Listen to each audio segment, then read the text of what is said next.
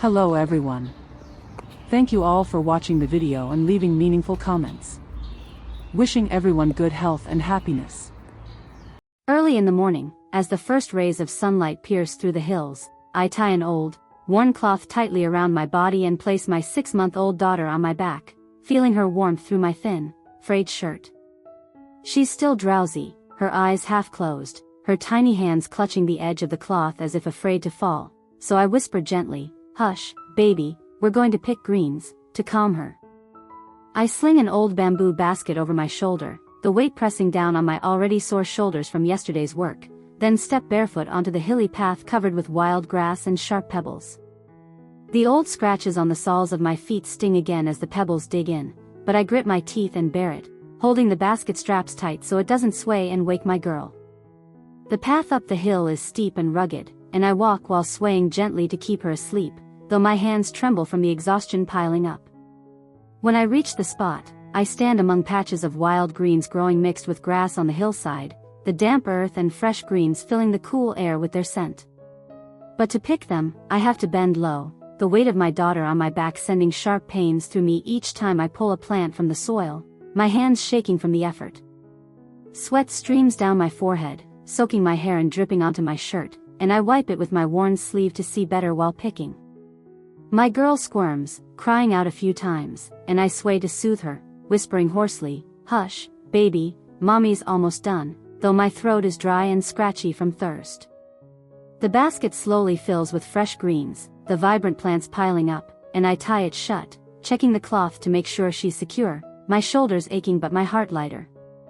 Done there, I stop by an old lady's house nearby, her small, rickety home leaning in the breeze, and I take a bundle of greens from my basket, knocking on her door. "Grandma, I brought you some greens."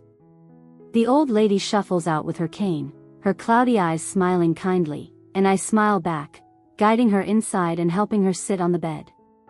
My arms ache after supporting her, but my heart feels warm for helping, and I strap my daughter back on, carrying the basket of greens down to the market. My feet drag along the long road, sweat soaking my shirt and stinging my eyes, but I don't dare stop, afraid of missing the market rush. When I get there, I set the basket down, spread the greens out on the ground, and people crowd around to look and buy, snapping up every bundle quickly. I smile brightly despite my face burning from the sun, clutching the small earnings in my hand, my heart racing with joy because today's sales went well. I step into a little eatery near the market, order a steaming bowl of noodle soup, and sit down, eating while swaying to keep my girl asleep on my back. The hot soup warms my stomach, each spoonful making me feel a bit stronger after a grueling morning. When I finish, I carry her home, my legs heavy but my spirit lifted by the money I've earned, telling myself I need to keep pushing harder. Back at the bamboo house, I set her down in a corner, grab a knife, and start chopping some bamboo stalks from behind the house, each swish of the blade ringing out in the quiet air. My hands tremble from fatigue but I keep cutting evenly, then sit to weave the pieces into a bamboo mat, my fingers threading the strips through the gaps to form a wall. Sweat drips onto the ground, my girl cries for milk, and I weave while soothing her with a raspy voice, whispering, "Once mommy's done, our house will be sturdier, baby," to encourage myself. The mat takes shape, and I set it up as a wall for the house, tying it tightly to block the wind for her, my heart satisfied though my limbs feel like they're falling apart. When it's done, I strap her on again, head to the garden, and fetch a bucket of water from the stream to water the vegetable rows I planted yesterday. I bend down, scooping water over the plants, the soil soaking it up and the greens looking livelier under my hands, and I smile despite the ache in my back. My hands shake from exhaustion, but I stand up straight and hold her closer, telling myself I have to keep going for my little one. Here's the English translation of Phan Done 2 from Tap 4, written in 40 sentences in a continuous, flowing narrative, translated into US English. It preserves the vivid details, the physical and emotional struggles, your love for your daughter, and your kindness, narrated in the first person. Segment 2, watering the greens, reinforcing the house, and rescuing a girl. After watering the greens, I stand up with my daughter strapped to my back, my legs trembling from a day of non-stop work, but I know I can't stop yet. I walk down to the stream near the house, the cool water rushing over my feet giving me a brief moment of relief, then bend down to pick up several large stones scattered in the streambed. Each stone is so heavy it makes my hands shake as I lift it, and I have to strain my whole body to carry them up to the bank, sweat beading on my forehead despite the fading sun. With my girl on my back, I haul the stones while swaying to keep her asleep, trudging back to the house with the weight pressing on my shoulders. Once there, I set each stone under the bamboo house's supports, positioning them firmly to lift the foundation off the damp ground for when the rains come. I kneel down, pushing the stones into place with my hands, my palms stinging from the friction, but I grit my teeth and keep going until it's done. My daughter squirms, crying out a few times, and I whisper hoarsely, "Hush, baby, mommy's almost finished," though my voice is rough from exhaustion. When the house's base feels solid, I stand up, wipe the sweat with my tattered sleeve, and let out a sigh of relief knowing it's a bit sturdier now. With that finished, I strap my girl on again, grab the bamboo basket, and head into the forest to find some banana flowers, my weary legs stepping onto the rocky, root-strewn path.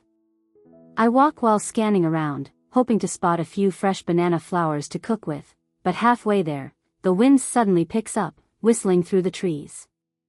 I look up, see dark clouds rolling in thick and fast, and realize a storm is about to hit, panic rising in my chest as I turn to rush back. The wind howls in my ears, my girl wails from being startled, and I run as fast as I can with her on my back and the basket in my arms, my legs aching with every step. A little way down the path, I freeze when I spot a girl, about 10 years old, tied to a tree by the roadside, her eyes closed, her face pale from fainting. I drop to my knees beside her, my hands trembling as I untie the ropes, my heart clenching with pity and fear that the storm might hit before I can help her. The ropes are tight around her wrists and ankles, and I carefully undo each knot, glancing at the sky as the wind whips my hair into a mess. Once she's free, I scoop her into my arms, carrying her while my daughter's still strapped to my back, and run toward home, the gusts nearly knocking me over several times. When I reach the bamboo house, I lay her on the floor, hurry to grab water from the bamboo flask, my hands shaking from fatigue as I scoop some for her to drink. My girl cries for milk, and I soothe her while patting the girl's cheek, my heart racing with worry until she stirs. After a moment, her eyes flutter open, wide and confused as she looks at me, and I breathe a sigh of relief, asking, "How did you end up tied there?" She mumbles, her voice shaky, "I was playing with friends when 2 men grabbed me, tied me there, and left." I shiver hearing it, imagining her abandoned in the forest, anger and sympathy mixing in my chest. I ask gently, "Do you know the way home?" She nods faintly, "Yes, I remember," and I nod back, deciding I'll take her there once she's stronger. I head to the kitchen, light a fire to cook dinner, using the last of my rice and greens to make a meal for her. My daughter cries louder, and I cook while swaying to calm her, sweat dripping down my face, but I ignore it, focused on getting the girl some food. When the rice is ready, I serve her a full bowl, sit watching her eat spoonful by spoonful, and feel lighter seeing her regain her strength. I nurse my girl while she eats, holding her close and thinking about what the girl went through, vowing to get her home safely. After she finishes, I strap my daughter on, take the girl's hand, and lead her toward her house, the storm having passed, a gentle breeze cooling the small path. I walk slowly so she can keep up, asking her directions to make sure we don't get lost, though my legs ache from a day without rest. When we arrive, her father rushes out from a small house, sees her, and joyfully sweeps her into his arms, tears streaming down his face. He turns to me, his voice breaking, "Sister, thank you for saving my girl. I don't know how to repay you." I smile softly, "It's nothing, I'm just glad I found her, don't worry." I turn back toward home, my daughter on my back, my legs feeling like lead after such a long day, but my heart warm from doing something good. Night falls, the faint moonlight filtering through the trees, and I walk while swaying to lull her to sleep, thinking of the girl and her family. The bamboo house comes into view, and I step inside, set her down, and sit against the wall, exhaustion flooding me though it can't drown my quiet joy. I stroke her hair, whispering, "We made it through another day, baby," then close my eyes, letting her warmth ease the aches in my body.